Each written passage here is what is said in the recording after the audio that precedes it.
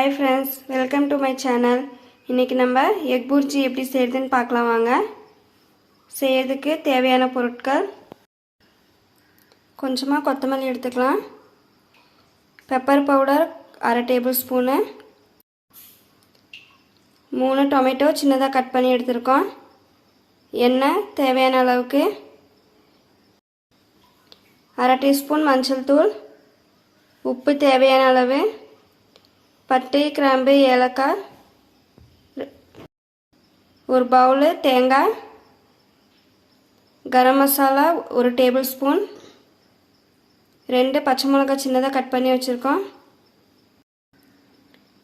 10 பெரிய சைஸ் வெங்காயம் இந்த மாதிரி சின்னதாக கட் பண்ணி எடுத்துருக்கோம், 10 எக் எடுத்துருக்கோம். இப்போ வாங்க நம்ம எக் புர்ஜி எப்படி செய்கிறதுன்னு பார்க்கலாம்.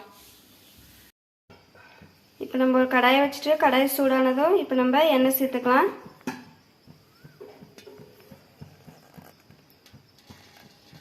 எண்ணெய் நல்லா சூடாகட்டும்.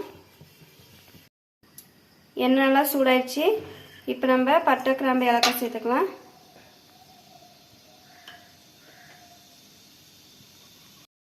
இப்போ நம்ம கட் பண்ணி வச்சுருக்க வெங்காயத்தை சேர்த்துக்கலாம்.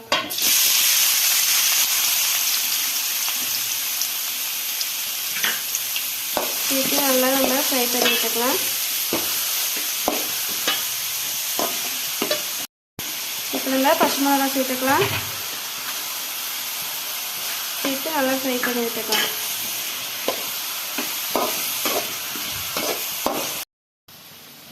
வெங்காயம் நல்லா ஃப்ரை ஆயிடுச்சு. இப்போ நம்ம டொமேட்டோ சேர்த்துக்கலாம். சேர்த்து நல்லா ஃப்ரை பண்ணி விட்டுக்கலாம். இப்போ நம்ம தேவையான அளவுக்கு உப்பு சேர்த்துக்கலாம். உப்பு சேர்த்து நல்லா ஃப்ரை பண்ணி விட்டுக்கலாம்.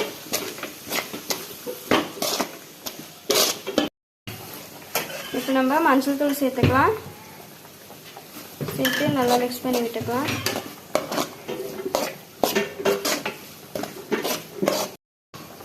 இப்போ நம்ம பெப்பர் பவுடர் சேர்த்துக்கலாம். சேர்த்தாச்சு. இப்போ கரம் மசாலா சேர்த்துக்கலாம். சேர்த்து நல்லா மிக்ஸ் பண்ணி விட்டுக்கலாம்.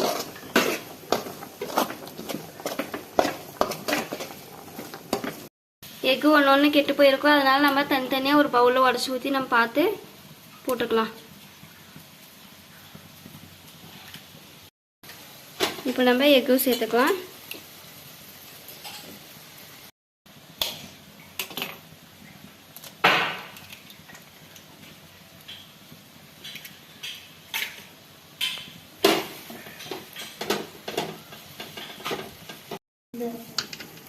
இப்போ நம்ம முட்டையெல்லாம் உடச்சி ஊற்றியாச்சு. இப்போ நம்ம நல்லா மிக்ஸ் பண்ணி விட்டுக்கலாம்.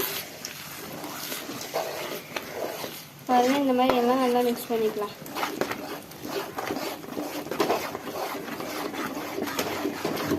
நல்லா மிக்ஸ் பண்ணிட்டே இருங்க, இல்லைன்னா கீழே அடி பிடிச்சிரும்.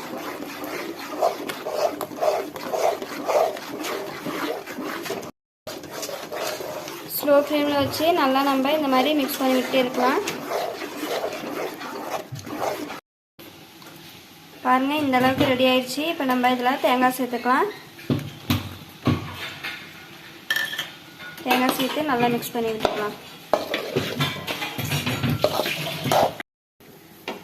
இப்போ நம்ம கொத்தமல்லி சேர்த்துக்கலாம்.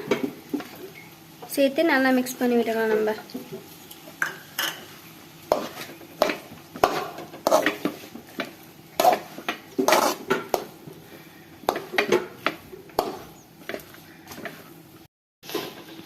அவ்வளோதான் ஃப்ரெண்ட்ஸ், எக் புர்ஜி ரெடி ஆயிடுச்சு. இப்போ நம்ம அடுப்பு ஆஃப் பண்ணிக்கலாம்.